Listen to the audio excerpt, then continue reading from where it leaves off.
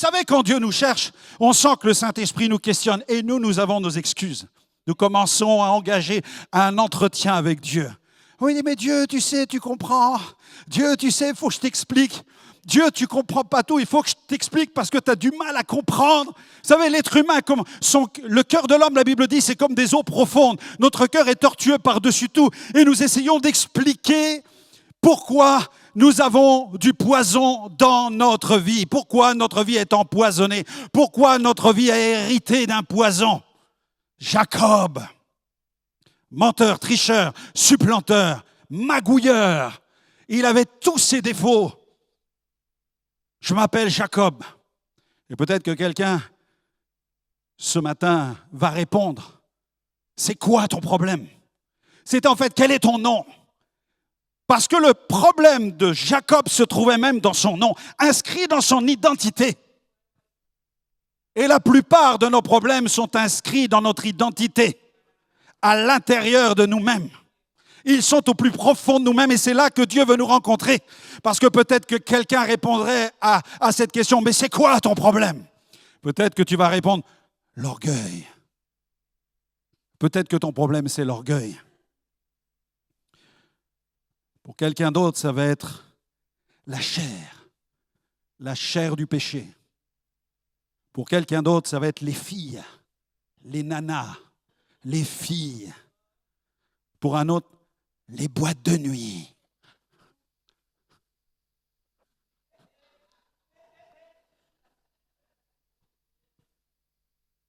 Et tu passes à côté de ta destinée à cause des boîtes de nuit. La drogue, l'alcool, la dépendance affective. Il me faut un amoureux. Je ne suis pas capable de vivre sans un amoureux. Le premier amoureux qui passe, c'est pour moi. Il faut un amoureux, sinon, il faut qu'on me dise que je suis belle. Tu me dis que je suis belle. Il faut qu'on me dise que je suis beau. Comment Satan, il se sert de tout ça? La peur de manquer. Il faut travailler.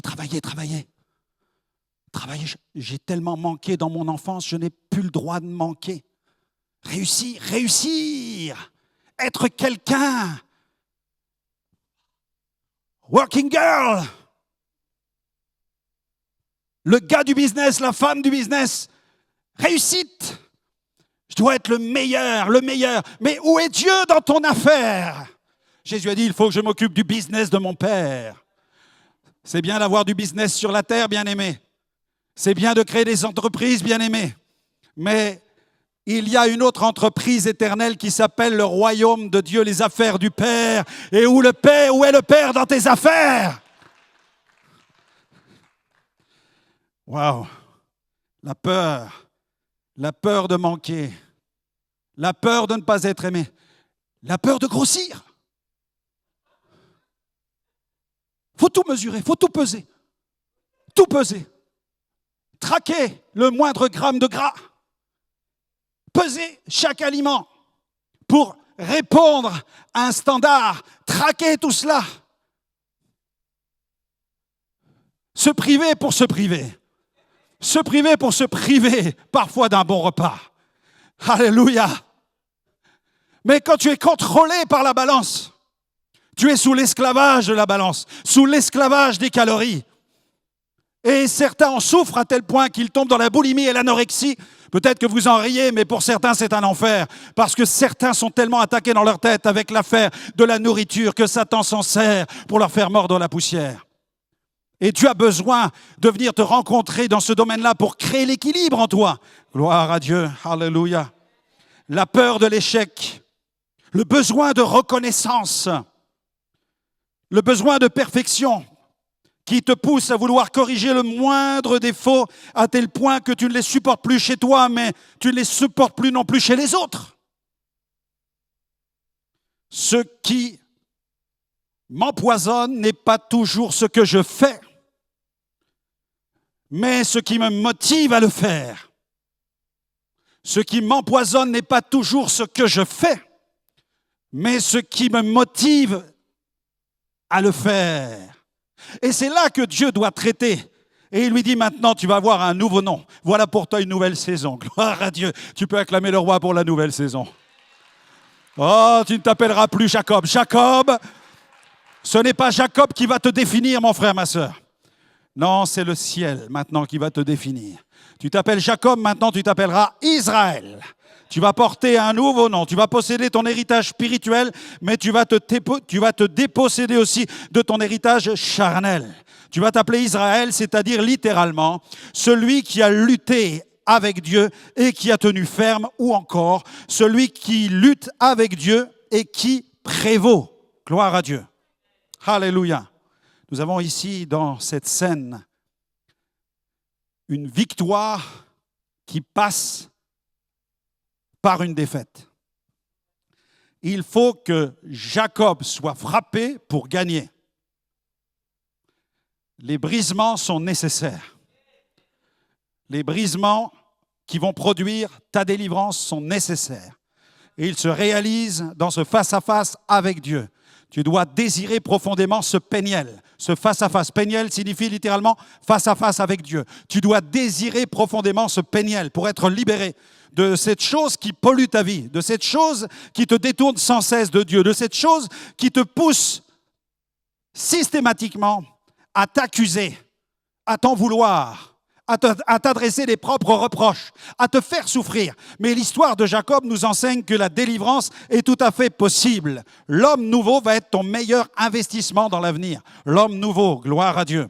L'apôtre Paul a écrit, si tu cherches une lecture, je te recommande l'Épître de Paul aux Romains, les 8 premiers chapitres dans lesquels il développe une révélation qu'il reçoit, la révélation de l'homme nouveau, un homme nouveau en Christ. Amen. Dieu désire faire émerger en toi cet homme nouveau. En Christ, tu deviens une nouvelle création. 2 Corinthiens chapitre 5, verset 17. Si quelqu'un est dans le Christ, il est une nouvelle création. Les choses anciennes sont, toutes choses sont devenant.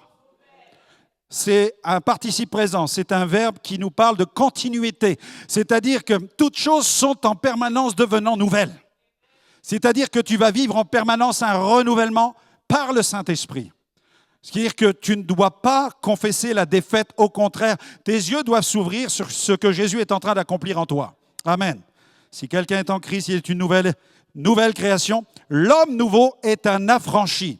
L'homme nouveau est un affranchi. Confesse, je suis un affranchi. Vous qui me suivez à la télévision, dites-le aussi, je suis un affranchi. Je suis un affranchi. Alléluia. Jésus a dit, Jean 8, 36, si donc le Fils vous affranchit, vous serez réellement libres. Romains 8, verset 1, il n'y a maintenant aucune condamnation pour ceux qui sont en Jésus-Christ. Amen.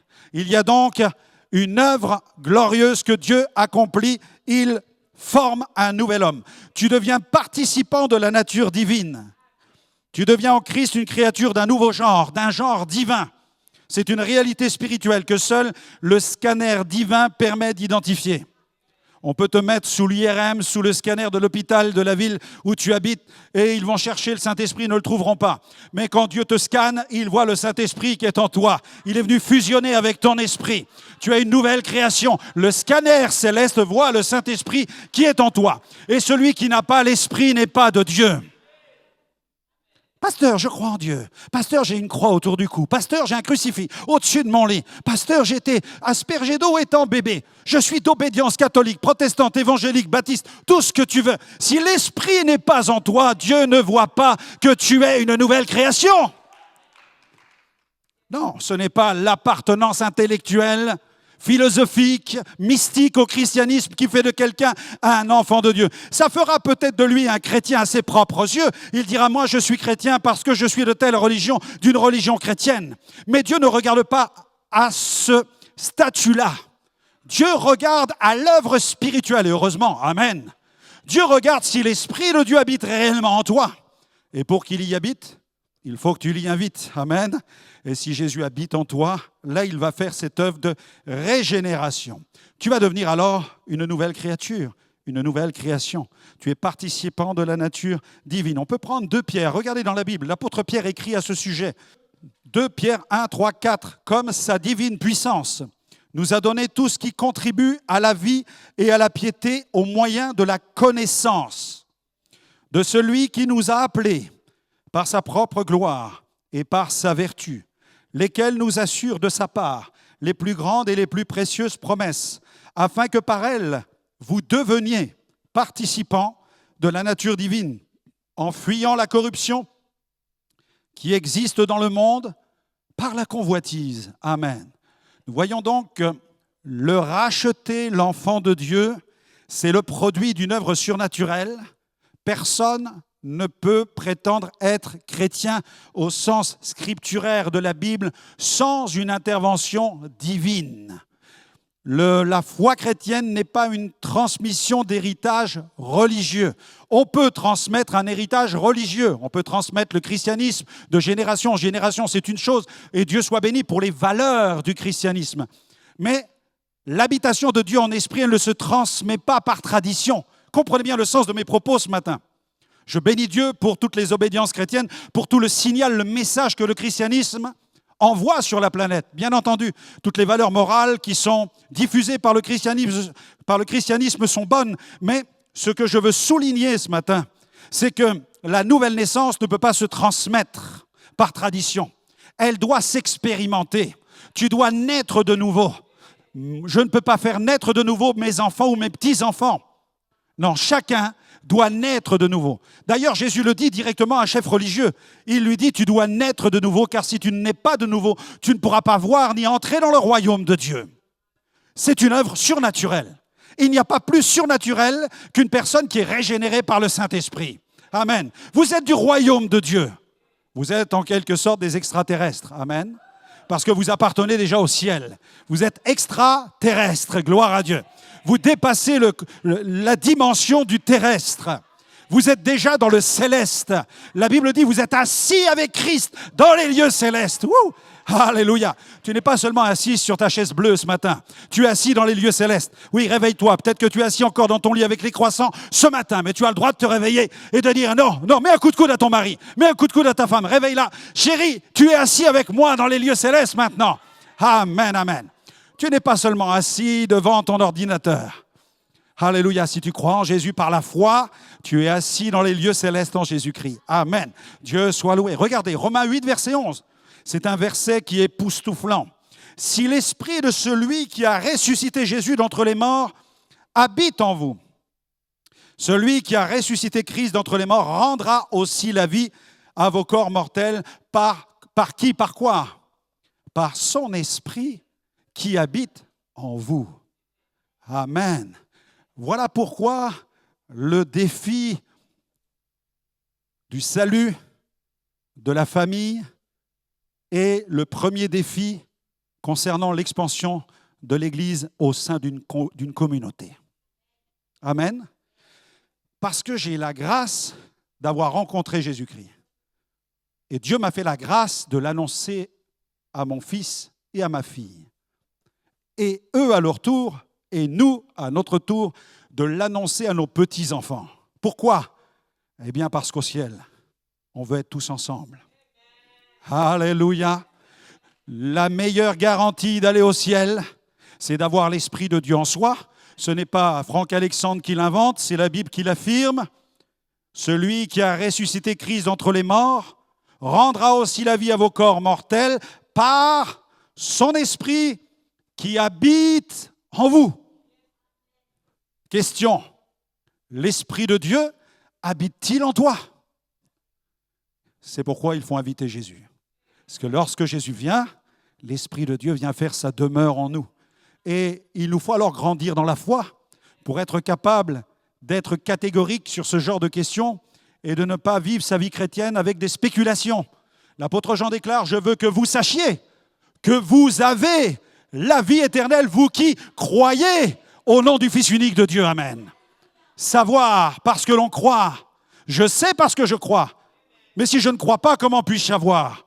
La connaissance intellectuelle et la foi spirituelle vont de pair et fonctionnent ensemble. Amen. Si je crois, je sais.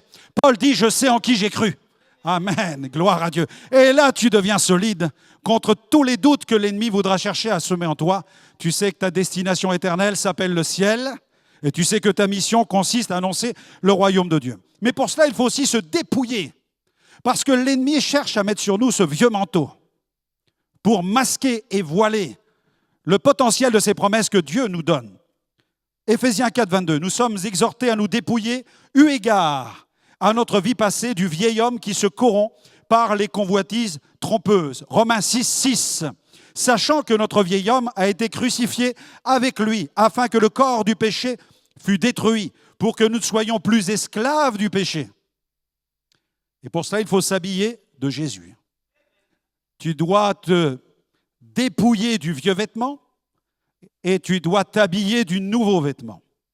La Bible parle du revêtement de Christ. L'Écriture déclare, Galates 3, 27, « Vous tous qui avez été baptisés en Christ, question, es-tu baptisé ?» Première question. Vous avez revêtu Christ. Tu peux dire, moi j'aime Christ, mais es-tu revêtu de Christ? Le meilleur moyen d'être revêtu implique que tu te fasses baptiser. Vous tous qui avez été baptisés, vous avez revêtu. Quel est le sens du baptême et du revêtement? Comment peut-on dire que nous sommes revêtus? Parce que nous sommes baptisés. Tout simplement parce que nous nous habillons de la foi. Lorsque quelqu'un plonge dans les eaux du baptême, il ne le fait pas en catimini chez lui dans sa baignoire. Non, il le fait en public. Amen. Il le fait devant... J'ai un bon public au premier rang. Hein. Gloire à Dieu. Mais il le fait, c'est spirituel. Il le fait devant le monde visible et le monde invisible. Tu t'habilles. Le monde visible sait que tu es habillé de Christ. Tu as confessé ta foi. Tu ne portes plus le vieux vêtement. C'est pourquoi quand quelqu'un se fait baptiser, il ne faut pas qu'il s'amuse à se faire baptiser. En disant, je vais me faire baptiser parce que ça fait bien, puis tout le monde va m'applaudir, il y aura des confettis, gloire à Dieu. Oublie ça tout de suite. Quand on s'habille de Christ, tout le monde entend. Donc, reste ferme dans la foi. Parce que lorsqu'on rétrograde, on devient ridicule.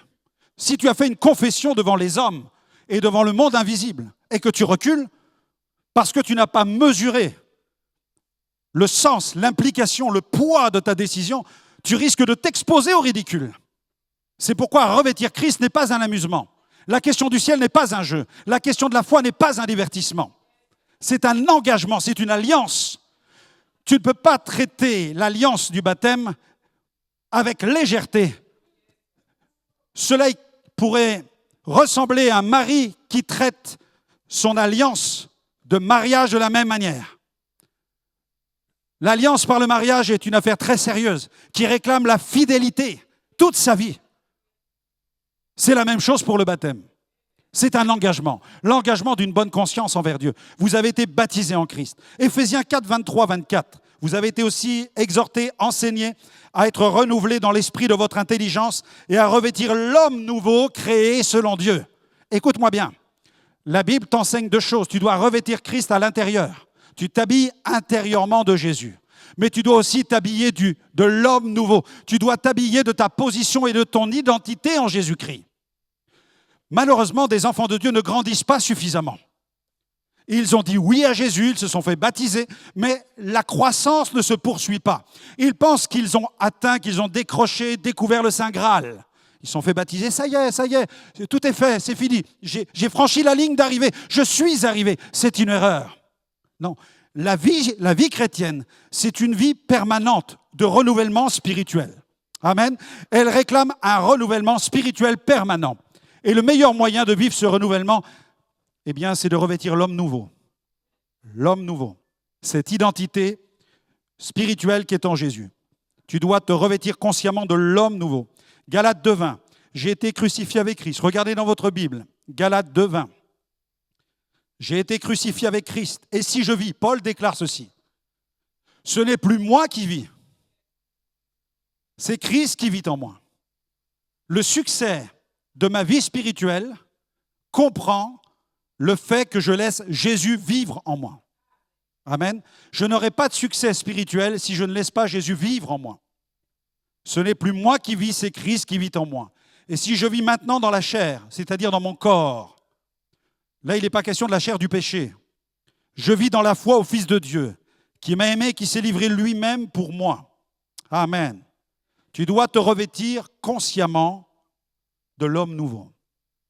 C'est là le chemin de ta victoire. Colossiens 3, versets 9 à 10. Ne vous mentez pas les uns aux autres, vous étant dépouillés du vieil homme et de ses œuvres, ayant revêtu l'homme nouveau, qui se renouvelle dans la connaissance, selon l'image de celui qui l'a créé. Romains 13, 14. Revêtez-vous du Seigneur Jésus-Christ. N'ayez pas soin de la chair du péché cette fois-ci, pour en satisfaire les convoitises. Galates 6, 8. Celui qui sème pour sa chair moissonnera de la chair la corruption.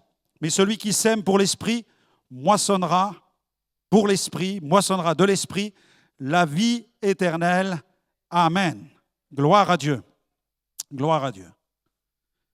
Jacob va vivre cette expérience extraordinaire d'être baptisé, donc d'un nouveau nom. Il va recevoir ce titre d'être Israël, celui qui a lutté avec Dieu, celui qui a été trouvé vainqueur. Quel est ton nom? Il répondit Jacob. Jacob. Dans la Bible, le nom est rarement neutre.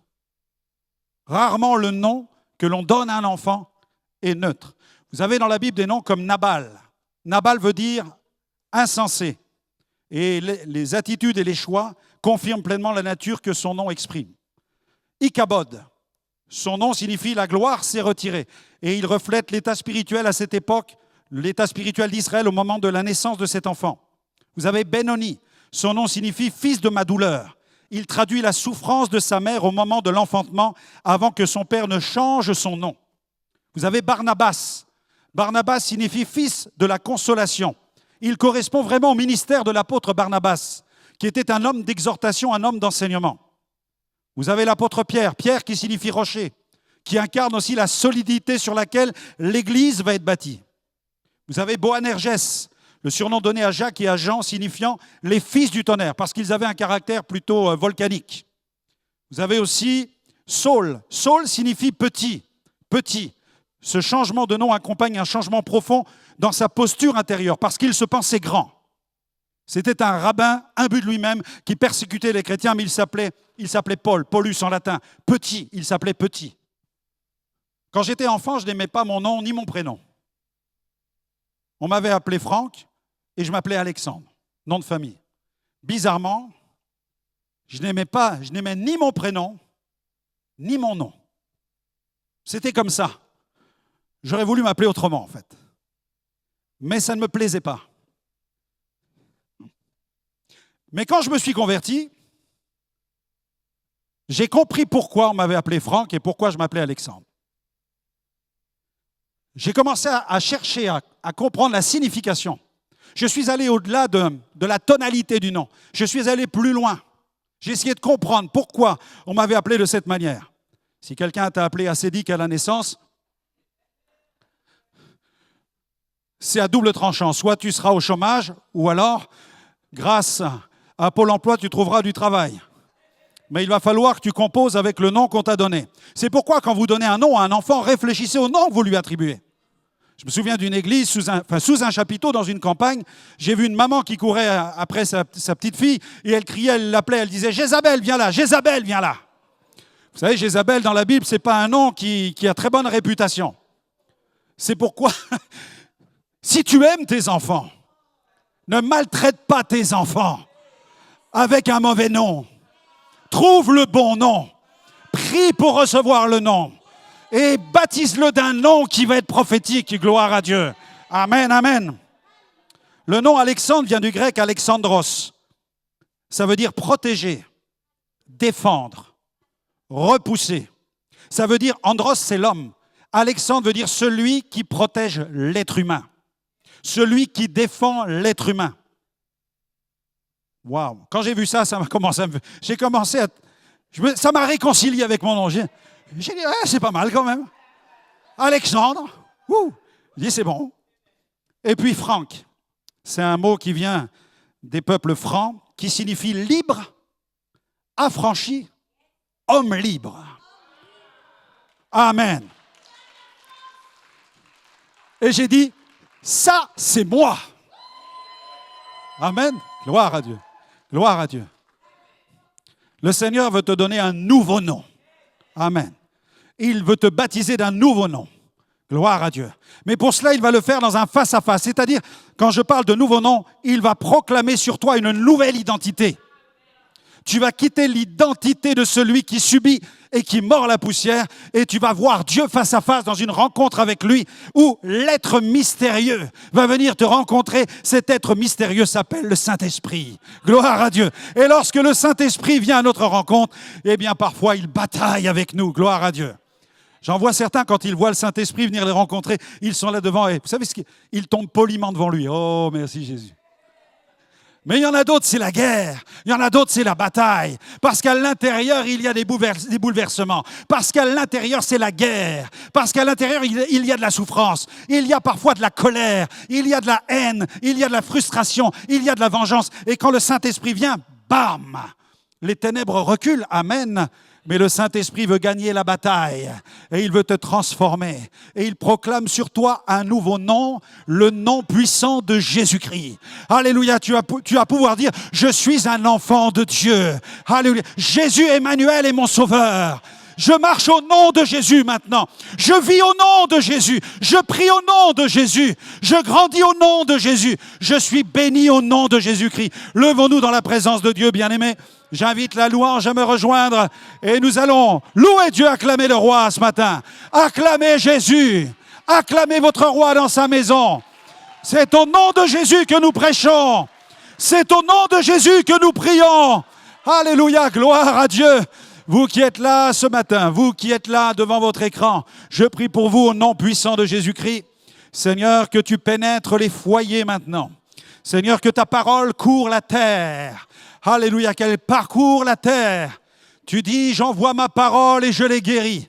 Seigneur, quels que soient les états d'âme, les états de cœur, les situations familiales, sociales, les détresses intérieures, les désarrois, comme Jacob pouvait l'être, il avait menti tellement de fois pour être béni. Il avait triché pour être béni. Il a volé le droit d'aînesse. Il a chippé la bénédiction. Waouh! Dieu voyait ses défauts. Mais Dieu voyait aussi cet homme qui, au fond de lui-même, aimait Dieu, mais l'aimait de la mauvaise manière. Saint-Esprit, viens, rencontre chacun. Recevez-le chez vous maintenant.